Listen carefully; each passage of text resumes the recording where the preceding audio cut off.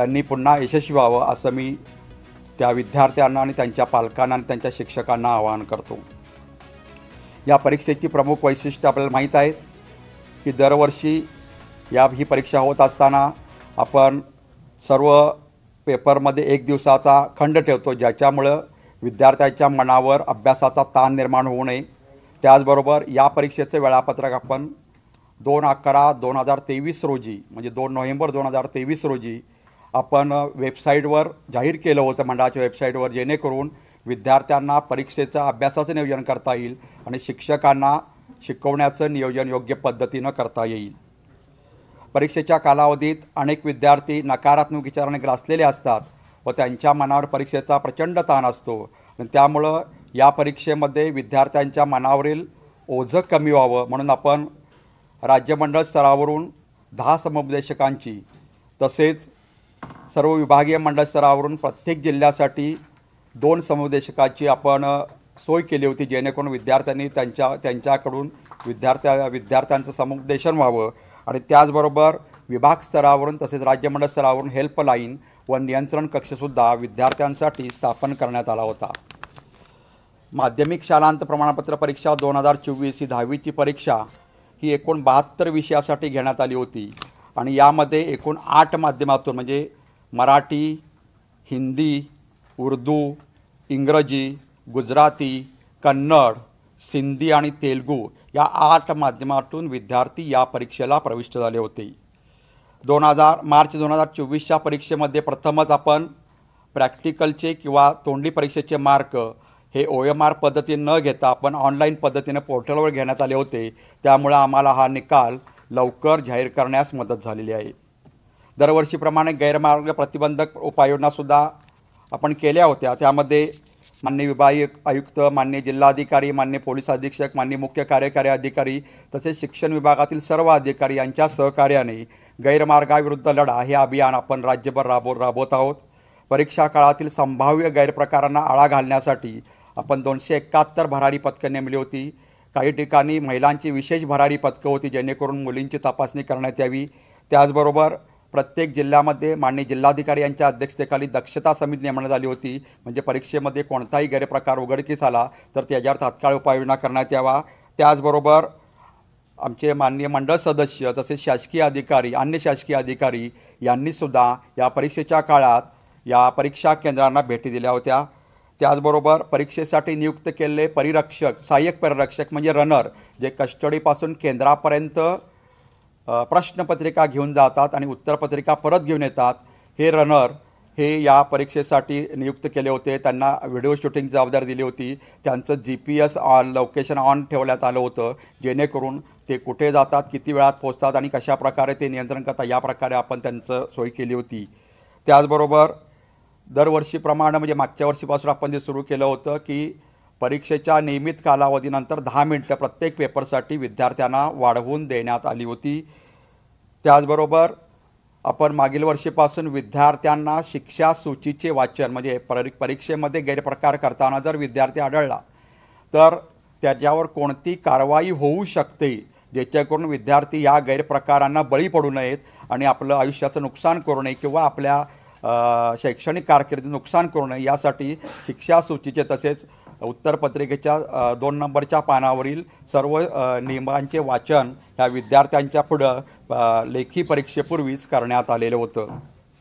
या निकालाची ठळक वैशिष्ट्ये, या परीक्षेत राज्यातील पुणे, नागपूर, छत्रपती संभाजीनगर, मुंबई, कोल्हापूर, अमरावती, नाशिक, लातूर, कोकण या 9 विभागीय मंडळामधून एकूण 15,60,154 नियमित विद्यार्थ्यांनी या परीक्षेसाठी नोंदणी केली होती। त्यापैकी 15,49,326 विद्यार्थी या परीक्षेस प्रत्यक्ष प्रविष्ट झाले आणि त्यापैकी 14,84,441 विद्यार्थी उत्तीर्ण झाले व त्यांच्या उत्तीर्णतेची एकूण टक्केवारी 95.81% इतकी आहे। या परीक्षेतील राज्यातील 9 विभागीय मंडळामधून एकूण 25,770 रिपीटर विद्यार्थी म्हणजे पुनर्परीक्षार्थी विद्यार्थ्यांनी नोंदणी केली होती। त्यापैकी 25,327 विद्यार्थी प्रत्यक्ष परीक्षेस प्रविष्ट झाले आणि त्यापैकी 12,958 विद्यार्थी या 10वीच्या परीक्षेमध्ये उत्तीर्ण झाले आहेत व या पुनर्परीक्षार्थींच्या उत्तीर्णतेची टक्केवारी ही 51.16% इतकी आहे। या परीक्षेमध्ये राज्यातील 9 विभागीय मंडळामधून एकूण 25,894 विद्यार्थी खाजगी विद्यार्थी म्हणून बसले होते, म्हणजे 17 नंबरचे विद्यार्थी म्हणून बसले होते। त्यापैकी 25,368 विद्यार्थी प्रत्यक्ष परीक्षेत प्रविष्ट झाले आणि त्यापैकी 20,403 विद्यार्थी उत्तीर्ण झाले आणि या खाजगी विद्यार्थ्यांची उत्तीर्णतेची टक्केवारी ही 80.42% इतकी आहे। असे मिळून राज्यातील या नियमित विद्यार्थी, पुनर्परीक्षार्थी विद्यार्थी आणि खाजगी विद्यार्थी मिळून एकूण राज्यातील 16,11,818 विद्यार्थ्यांनी या परीक्षेस नोंदणी केली होती। त्यापैकी 16,21,000 विद्यार्थी या परीक्षेत प्रविष्ट झाले आणि त्यापैकी 15,17,802 विद्यार्थी या परीक्षेत उत्तीर्ण झाले आणि या उत्तीर्णतेची टक्केवारी एकूण विद्यार्थ्यांच्या 94.86% इतकी आहे। या परीक्षेतील राज्यातील 9 विभागीय मंडळामधून 9,149 दिव्यांग विद्यार्थी रजिस्टर झाले होते।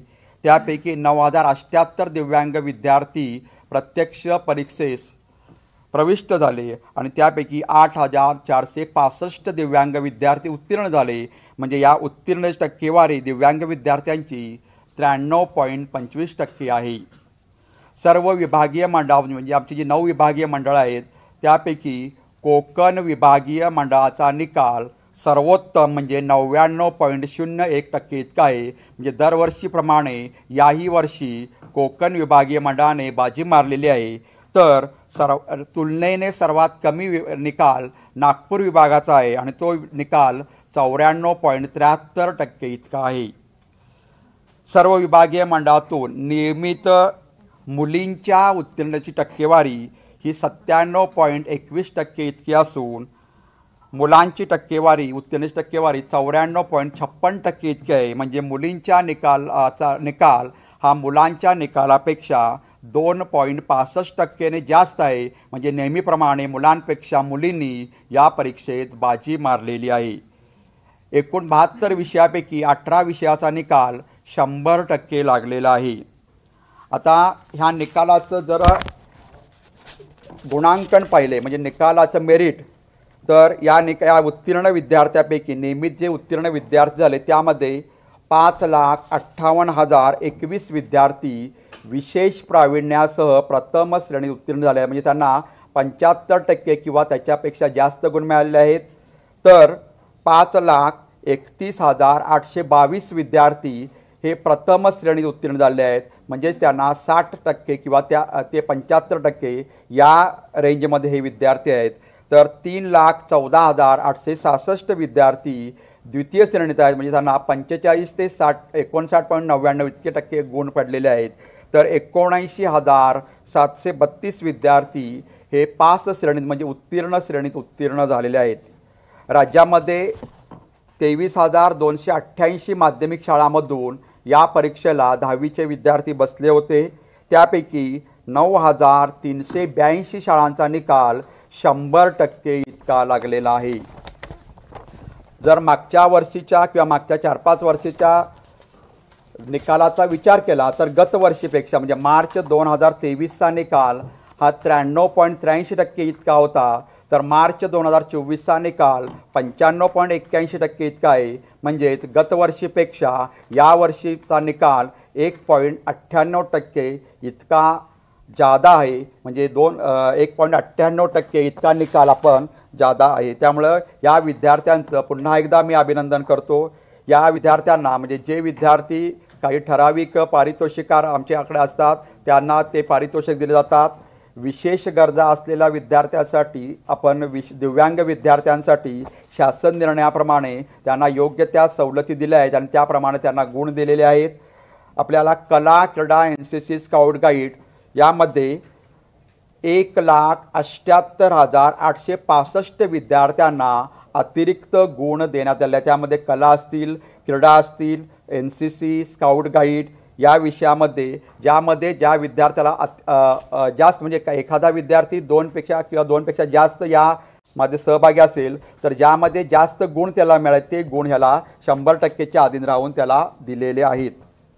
आपल्याला माहीत आहे की आपण श्रेणी सुधार किंवा गुणसुधार योजना आपण डिक्लेअर केली आहे. यामध्ये मला प्रामुख्याने सांगावं असं वाटतं की अनेक विद्यार्थ्यांना, अनेक पालकांना, अनेक शिक्षकांना अजून माहीत नाही, जर एखादा विद्यार्थी 10वी किंवा 12वीच्या परीक्षेत पास जरी झाला असला तरीसुद्धा त्याला श्रेणी वाढवण्यासाठी, गुण वाढवण्यासाठी किंवा एखाद्या ग्रुपमधील गुण वाढवण्यासाठी त्याला जर एक विद्यार्थी पूर्ण विषयात पास झाला, सर्व विषयात पास झाला असेल तर त्याला पुन्हा आपण श्रेणी सुधार किंवा गुणसुधार योजनेसाठी विद्यार्थी बसू शकतो. आणि या 2 संधी म्हणजे आत्ता मार्च 2024ची परीक्षा झाली तर जुलै 2024 आणि मार्च 2025 या 2 परीक्षेमध्ये विद्यार्थी पुन्हा त्याला गुण वाढीसाठी बसू शकतो. हे प्रामुख्यानं आपण सर्वांना अवगत करावे आणि त्याचा प्रचार करावा, जेणेकरून विद्यार्थ्याला जर माहीत नसले तर त्याला त्याचा फायदा होईल.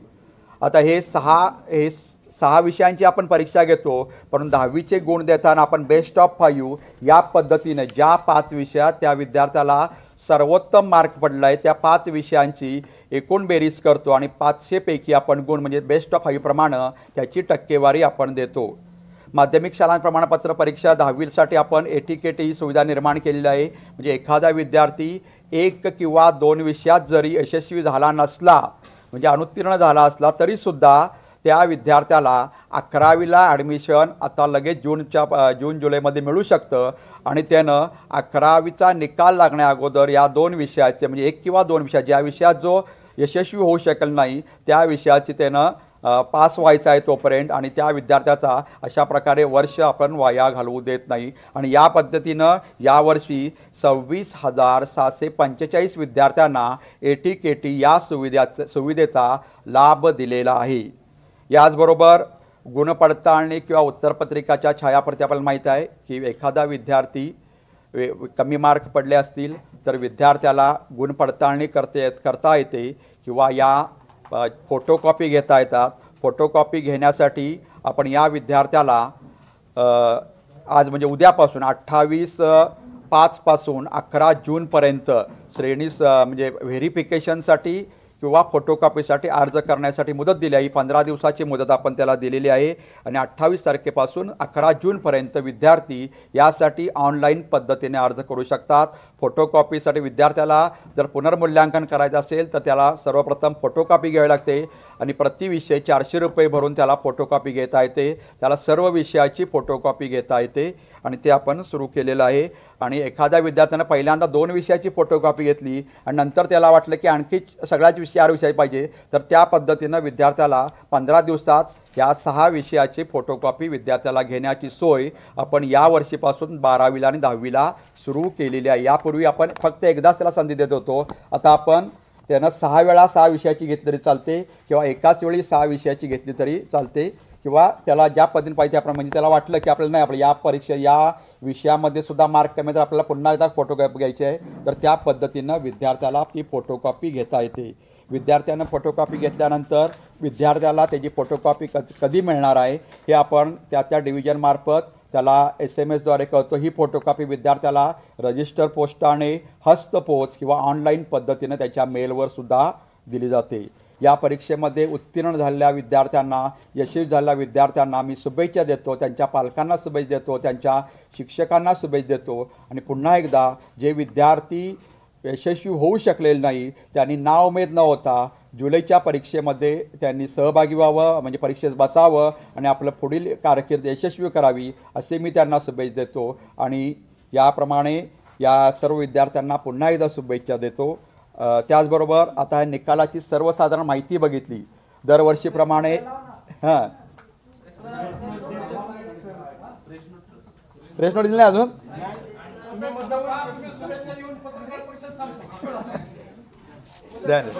देतो तुम्ही इकडे लक्ष द्या म्हणून आम्ही आत्ता देतो.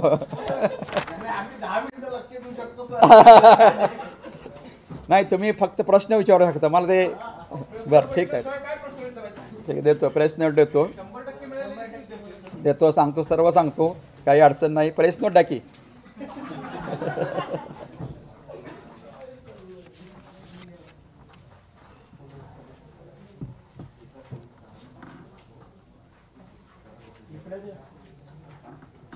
नियमित विद्यार्थ्यांचा निकाल आपण सांगितलं 95.81% इतका लागलेला आहे. त्यानंतर नियमित जे खाजगी विद्यार्थी आहेत म्हणजे 17 नंबरने बसलेले विद्यार्थी आहेत त्यांचा निकाल 80.42% इतका आहे. रिपीटर विद्यार्थ्यांचा निकाल 51.56% इतका आहे. आणि सर्व मिळून नियमित खाजगी पुनर्परीक्षार्थी सर्व मिळून आपल्याकडं एकूण विद्यार्थी होते 16,11,818 यांनी रजिस्ट्रेशन केलं होतं, म्हणजे नोंदणी केली होती. त्यापैकी 16,21,000 विद्यार्थी प्रत्यक्ष परीक्षेस प्रवेश झाले आणि त्यापैकी 15,17,802 विद्यार्थी उत्तीर्ण झाले. म्हणजे एकूण विद्यार्थी उत्तीर्ण झालेली संख्या म्हणजे टक्केवारी बघितलं 94.86% आहे. तर नियमित विद्यार्थी ज्यांचा आपण निकाल पब्लिश करतो मुख्यत्वे करून त्यांचा निकाल 95.81% इतका आहे. जर डिव्हिजन न्याय जर आपण क्रमांक बघितले तर दरवर्षीप्रमाणे यावर्षीसुद्धा कोकण डिव्हिजन बोर्डाने कोकण विभागीय मंडळाने बाजी मारली आहे. कोकण बोर्डाचा निकाल 99.01% इतका आहे आणि राज्यामध्ये कोकण क्रमांक 1 वर आहे. 2 नंबरला आहे कोल्हापूर डिव्हिजन 97.45%. 3 नंबरला आहे पुणे डिव्हिजन 96.44%. 4 नंबरला आहे मुंबई डिव्हिजन 95.83%. 5 नंबरला आहे अमरावती डिव्हिजन 95.58%. 6 नंबरला आहे नाशिक 95.28%. 7 नंबरला आहे लातूर 95.27%. 8 नंबरला आहे छत्रपती संभाजीनगर 95.19% आणि 9 नंबरला आहे नागपूर 94.73%. जर आपण यामध्ये 0% ते 100%चा विचार केला तर 0%च्या शाळा 0% निकाल लागलेल्या शाळा राज्यामध्ये एकूण 38 शाळा आहेत. डिव्हिजन न्याय जर बघितलं तर पुणे डिव्हिजनमध्ये 6 शाळा आहेत. नागपूर डिव्हिजनमध्ये 5 शाळा आहेत. छत्रपती संभाजीनगर डिव्हिजनमध्ये 5 शाळा आहेत. मुंबई डिव्हिजनमध्ये 5 शाळा आहेत. कोल्हापूर डिव्हिजनमध्ये 1 शाळा आहे. अमरावती डिव्हिजनमध्ये 7 शाळा आहेत. नाशिक डिव्हिजनमध्ये 3 शाळा आहेत. लातूर डिव्हिजनमध्ये 6 शाळा आहेत आणि कोकण डिव्हिजनमध्ये अशी कोणतीही शाळा नाही की जिचा निकाल 0% लागलेला आहे. अशा एकूण राज्यात 38 शाळा आहेत त्यांचा निकाल 0% लागलेला आहे. याच्या विरोधात चांगली बाजू म्हणजे 100% निकाल लागलेल्या शाळांची जर संख्या आपण डिव्हिजन न्याय घ्यायची घेतली तर राज्यामध्ये मी सांगितलं त्याप्रमाणे 9,382 शाळा आहेत की ज्या शाळांचा निकाल 100% लागलेला आहे. त्यामध्ये पुणे डिव्हिजनमध्ये 1,542 शाळा, नागपूर डिव्हिजनमध्ये 1,007 शाळा, पुण्यामध्ये 1542, नागपूरमध्ये 1,007 शाळा, छत्रपती संभाजीनगर 840 शाळा, मुंबई डिव्हिजनमध्ये 1,533 शाळा, कोल्हापूर डिव्हिजनमध्ये 1,270 शाळा, अमरावती डिव्हिजनमध्ये 1,063 शाळा, नाशिक डिव्हिजनमध्ये 1,006 शाळा, लातूर डिव्हिजनमध्ये 608 शाळा, कोकण डिव्हिजनमध्ये 513 शाळा, अशा 9,382 शाळा आहेत की ज्यांचा निकाल 100% लागलेला आहे. आणि आपल्याकडे एकूण शाळा रजिस्टर झाल्या होत्या 23,288, म्हणजे जवळजवळ 40.29% शाळांचा निकाल हा 100% लागलेला आहे. तर 0% ज्या 38 शाळा आहेत त्याचे पर्सेंटेज म्हणजे 0.16%, 0.16%. आता आपण डिव्हिजन वाईज शाळा सांगितल्या. आता 90% आणि अबाव ह्या जर शाळा बघितल्या 90%पेक्षा जास्त शाळा तर विद्यार्थी 90%पेक्षा जास्त विद्यार्थी असणारे विद्यार्थी बघा 81,991 विद्यार्थी असे आहेत की ज्यांचे गुण 90% किंवा त्यापेक्षा जास्त आहेत.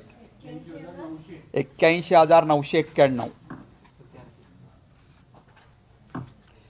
त्यानंतर 85 ते 90% मध्ये 1,28,772 विद्यार्थी आहेत की ज्यांचे गुण 85% ते 90% या दरम्यान आहेत.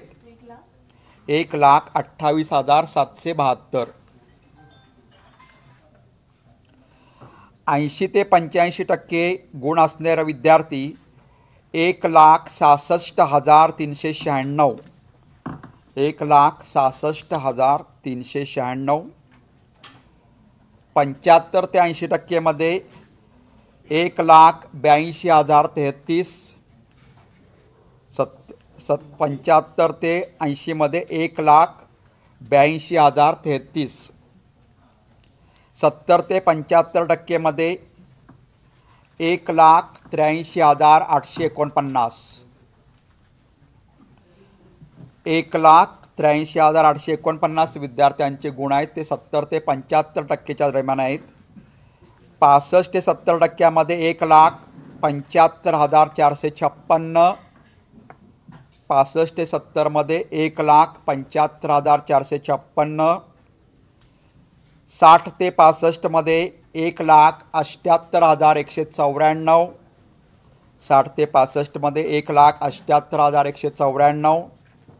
45 ते 60 मध्ये 3,24,279. 3,24,279.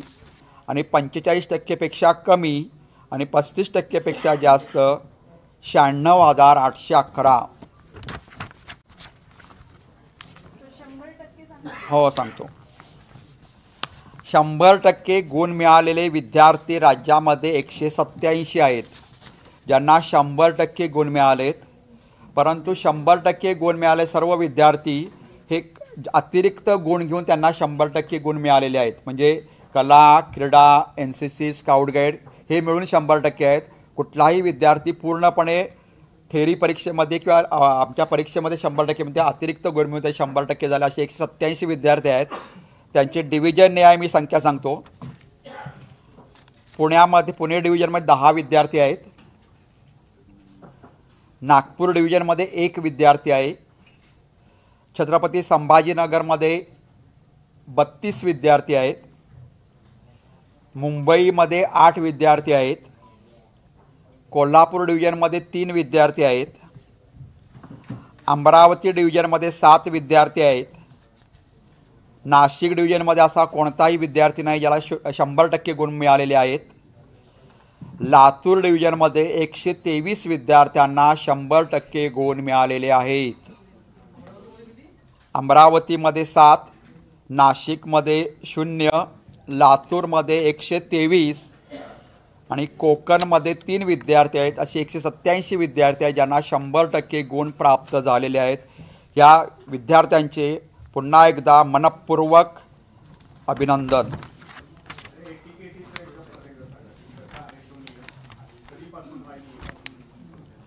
एटीकेटीचा हा नियम असा आहे की 10वीच्या परीक्षेला जर एकूण 6 विषय असतात, त्यापैकी विद्यार्थी 1 किंवा 2 विषयात यशस्वी होऊ शकला नाही, म्हणजे 35 गुण त्याला मिळू शकले नाहीत, तर अशा विद्यार्थ्यांना आपण एटीकेटी म्हणतो, अलाउ टू कीप टर्म, म्हणजे पुढच्या 11वीला त्याला ॲडमिशन देतो. असे 26,646 विद्यार्थी राज्यामध्ये आहेत. त्या दरम्यान काहीतरी 26,000 समथिंग 26,645 विद्यार्थी असे एटीकेटीवाले आहेत. त्या विद्यार्थ्यांना आपण 11वीला ॲडमिशन देतो. आणि ह्या विद्यार्थ्यांनी 11वीला असताना ज्यावेळी आमची जुलैची परीक्षा होते किंवा पुढच्या मार्चची परीक्षा होते, ते जे विषय त्यांचे 1 किंवा 2 विषय राहिलेले आहेत त्यांनी ते विषय पुन्हा प्रविष्ट व्हायचं आहे आणि त्यांनी ते पास व्हायचं आहे. जर हे 1 किंवा 2 विषय त्या विद्यार्थी राहिलेले सुटले तर त्या विद्यार्थ्यांचा आपण 11वीचा निकाल जाहीर करतो, अन्यथा त्या विद्यार्थ्यांचा 11वीचा निकाल जाहीर करत नाही. असा तो निकष आहे. आणि हा साधारणतः एटीकेटीचा कधीपासून आला? 2016 पासून एटीकेटीचा निकष राज्यामध्ये लागू करण्यात आलेला आहे. आता आपले जे अतिरिक्त गुण पडलेले आहेत, तर प्रामुख्याने यावर्षी आपल्याला सांगूसं वाटतं, यापूर्वी 186 संस्था होत्या की ज्याचे आपण अतिरिक्त गुण द्यायचं. यावर्षी कला संचालनालयाने 110 संस्था त्यातून कमी केल्या आणि फक्त 76 संस्थांनाच यावर्षी अतिरिक्त 76 संस्थांचे ज्या काय परीक्षा आहेत त्या संस्थांच्या परीक्षा आहेत त्याच परीक्षांना आपण अतिरिक्त गुण दिले आहेत. कारण त्याप्रमाणे शासनानं आणि कला संचालनानं आम्हाला कळवलेलं आहे. आणि त्याप्रमाणे एकूण 1,78,865 विद्यार्थ्यांना आपण अतिरिक्त गुण दिलेले आहेत त्यांच्या त्या क्षेत्रामध्ये. त्यामध्ये क्लासिकल डान्स म्हणजे शास्त्रीय नृत्यामध्ये 1589 विद्यार्थी आहेत. 1589. क्लासिकल व्होकल म्हणजे मराठीत काय झाला, शास्त्रीय गायन 2940. शास्त्रीय गायन 2940. क्लासिकल इन्स्ट्रुमेंटल शास्त्रीय वादन 1151. लोककला 11318. लोककला 11318. नाट्य 7 विद्यार्थ्यांना अतिरिक्त गुण मिळाले नाट्यमध्ये 7. चित्रकलेमध्ये मात्र 1,28,199 विद्यार्थ्यांना अतिरिक्त गुण मिळालेले आहेत. 1,28,199. आणि क्रीडामध्ये 32,963 विद्यार्थ्यांना अतिरिक्त गुण मिळालेले आहेत. NCCमध्ये 24 विद्यार्थ्यांना अतिरिक्त गुण मिळालेले आहेत NCCमधून.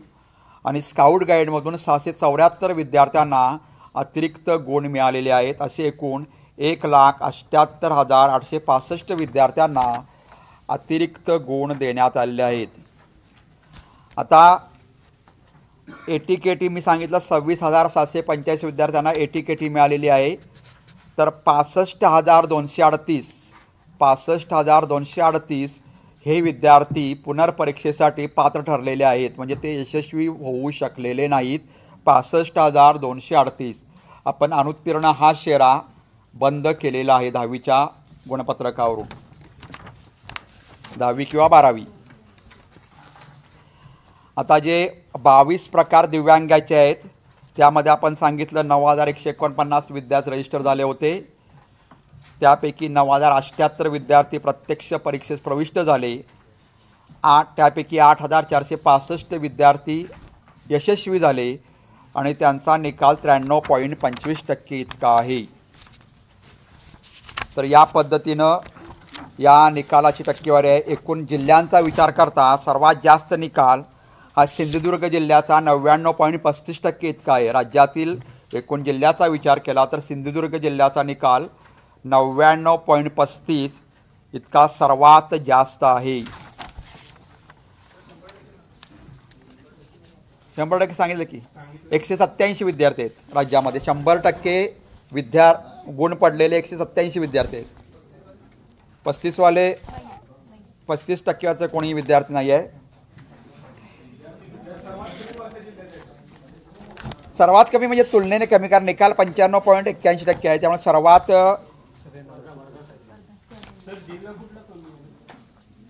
साधारणतः जिल्ह्याचा विचार केला वर्धाचा तुलनेने कमी आहे, 92.02% आहे. 92.02% तुलनेने कमी आहे. निकाल इकडं तिकडे 1-2% होत असतो. तुलनेने कमी वर्धा जिल्ह्याचा आहे आणि तुलनेने जास्त सिंधुदुर्ग जिल्ह्याचा 99.35% इतका आहे. आणि सिंधुदुर्ग हे नवीन कोकण डिव्हिजन झाल्यापासून की पहिल्यापासून सिंधुदुर्ग जिल्हा हा सतत आघाडीवर असतो पहिल्यापासून राज्यामध्ये.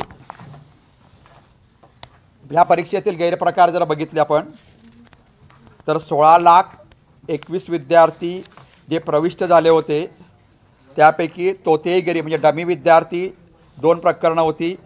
एक पुणे डिव्हिजनमध्ये होतं तर एक मुंबई डिव्हिजनमध्ये होतं. रेग्युलर ज्या कॉपी केस आहेत त्या 145 होत्या. त्यामध्ये Pune 19, regular copy cases 145, Pune 19, Nagpur 16, Chhatrapati Sambhajinagar 86, Mumbai Kolhapur आणि मुंबई आणि कोल्हापूर नील होते, म्हणजे कुठलेही कॉपी प्रकार प्रत्यक्ष परीक्षेत आढळले नाहीत. अमरावती डिव्हिजनमध्ये 7, नाशिक डिव्हिजनमध्ये 6, लातूर डिव्हिजनमध्ये 10 आणि कोकण डिव्हिजनमध्ये 1 असे 145 कॉपी प्रकार आढळले.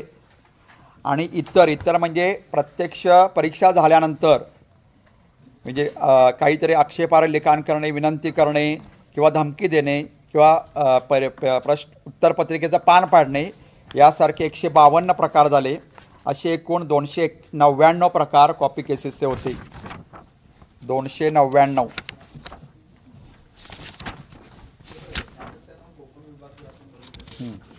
हां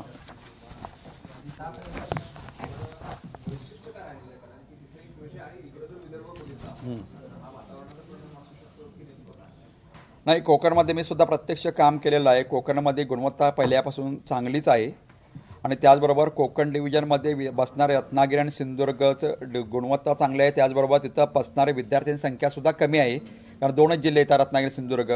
आणि राज्यामध्ये पहिल्यापासून सिंधुदुर्ग आणि रत्नागिरी हे जिल्हे गुणवत्तेच्या दृष्टीने आघाडीवर आहेत. तिथं असणारे साक्षरतेचं प्रमाण, तिथं असणारं वातावरणाची निर्मिती ही अतिशय चांगल्या पद्धतीनं आहे. त्यामुळे कोकण डिव्हिजन हे सातत्यानं 9 डिव्हिजन मंडळामध्ये सातत्याने प्रथम क्रमांकावर आहे. आणि तिथे शिक्षकांची मानसिकता, विद्यार्थ्यांची मानसिकता, लोकांची मानसिकता ही सुद्धा गुणवत्तेपूर्ण आहे. आणि गुणवत्तापूर्ण शिक्षण असल्यामुळे, म्हणजे तुलनेने गुणवत्तापूर्ण शिक्षण, त्यामुळे विद्यार्थ्यांची संख्या कमी आहे आणि त्यामुळे विद्यार्थी चांगल्या पद्धतीने शिकतो आणि तो प्रामाणिकपणानं योग्य पद्धतीनं त्याला सराव करून घेतला जातो आणि त्यामुळे तिथं गुणवत्ता चांगली आहे. हा किरकोळ निकाल राखून ठेवले आहेत. मला वाटतं राज्यामध्ये एकूण 16 असतील. 16 आहेत ना? 17.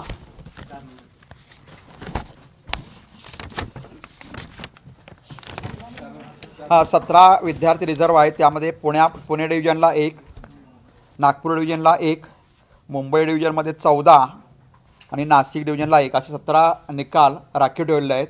हे प्रामुख्याने आमचं इलिजिबिलिटी सर्टिफिकेट असतं, ते त्यांना न मिळाल्यामुळं ते निकाल राखीव ठेवले 17.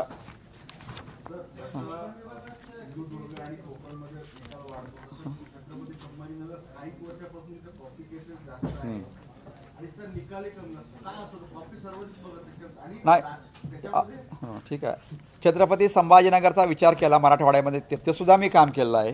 मराठवाड्यामध्ये असणारी लोकांची मानसिकता, सगळ्यांची मानसिकता, तिथं असलेल्या वातावरणाची, तिथं असलेला थोडीफार पॉवर्टीचा पण फरक पडतो, गरिबीचा सुद्धा फरक पडतो आणि मोठा विभाग आहे आणि त्यामध्ये तिथं जो निकाल लागतो तो तुलनेने कमी आहे. ठीक आहे, तुलनेने कमी आहे. खरं एकंदर विचार करता तो या लेवललाच आहे, म्हणजे साधारणतः 94% निकाल असेल यावर्षी छत्रपती संभाजीनगरचा. त्या तुलनेने तो निकाल 95.19 त्यामुळे फार कमी असं पण म्हणता येणार. 95.81% आपला निकाल आहे आणि तुलनेने कमी 95.19, म्हणजे फार कमी आहे असं काय म्हणता येणार नाही. सरासरी त्या लेवलला आहे. नाही, त्यामध्ये त्याचं असं वाटतं की आम्हीच काउन्सिलिंग करायला कमी पडतो, कुठेतरी सिस्टीम कमी पडते. म्हणजे आम्ही ज्या पद्धतीनं काउन्सिलिंग करायला त्यावर करतो, परंतु त्यामध्ये आणखी आम्हाला प्रगती करायला पाहिजे आणि त्या पद्धतीनं त्या विद्यार्थ्यांचं किंवा पालकांचं किंवा शिक्षकांचं समुपदेशन करणे आवश्यक आहे. हां,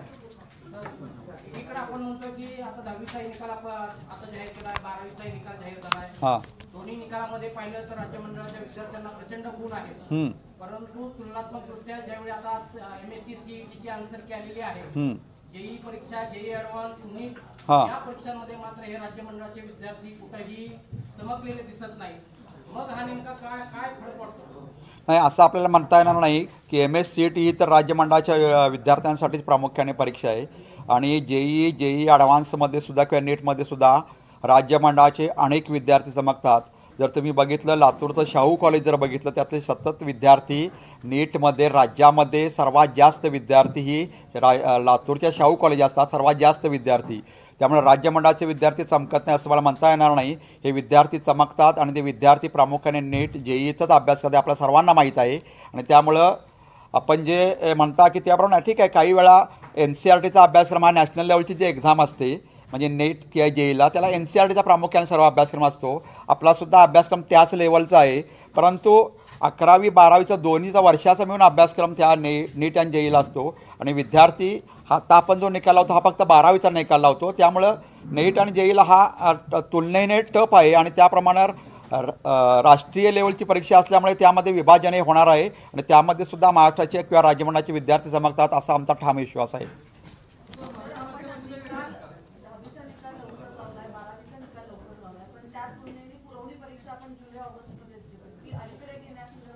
निश्चितपणे आपण अलीकडे घेतो. मागच्या वर्षी आपण 22 जुलैला परीक्षा सुरू केली होती. यावर्षी आपण 16 जुलैपासून परीक्षा सुरू करतो. आपण 27 तारखेपासून आम्ही आजपासून ऑनलाईन पद्धतीनं 12वीचे ॲप्लिकेशन घ्यायला सुरुवात केली आहे. तसं 31 तारखेपासून 10वीचं ॲप्लिकेशन घ्यायला फेरपरीक्षेचे किंवा पुरवणी परीक्षेचे आपण घ्यायला सुरुवात करणार आहोत. त्यानंतर 12वीचे गुणपत्रक आम्ही 3 जूनला त्या शाळेमध्ये वितरित करणार. 12वीचे 3 जूनला त्या शाळेमध्ये दुपारी 3 वाजता. माध्यम नाही निकाल करत.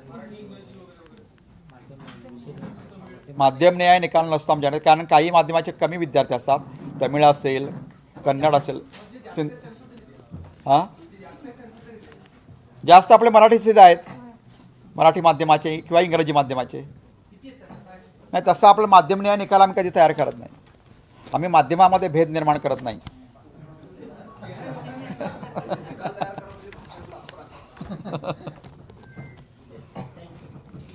ठीक आहे, सर्वांना धन्यवाद. आपल्या सर्वांच्या सहकार्यामुळे यावर्षी आपण राज्यमंडळाच्या इतिहासात प्रथमच मेमध्ये 10वीचा निकाल जाहीर झालेला आहे. 1975 पासून पहिल्यांदाच. गेल्या वर्षी 2 जूनला होता, आता आपण 27 मेला जाहीर केलेला आहे. आणि आपल्या सर्वांच्या सहकार्याने, आपल्या सर्वांच्या नियोजनामुळे, आपणाला सर्वांनी सहकार्य केल्यामुळे आमचे नियामक असतील, परीक्षक असतील, मुख्य नियामक असतील, शिक्षक संघटना असतील किंवा आमचे मंडळातील, प्रामुख्याने आमचे मंडळ आणि मंडळातील अधिकारी यांनी परिश्रम घेऊन हा निकाल आपण मेमध्ये जाहीर केला, जेणेकरून पुढील शैक्षणिक वर्ष लवकर सुरू होईल. मंडळ स्थापन झाल्यापासून 75 पासून, म्हणजे 10वीची परीक्षा ज्यावेळी आपण 10वी म्हणून घेतो, बोर्ड म्हणून 10वी मॅट्रिकची परीक्षा पूर्वी 11वी होते, 1975 पासून आपण 10वी सुरू केली. त्यामध्ये सर्वात पहिल्यांदाच आपण 10वीचा निकाल हा ऑनलाईन पद्धतीने मेमध्ये जाहीर करत आहोत.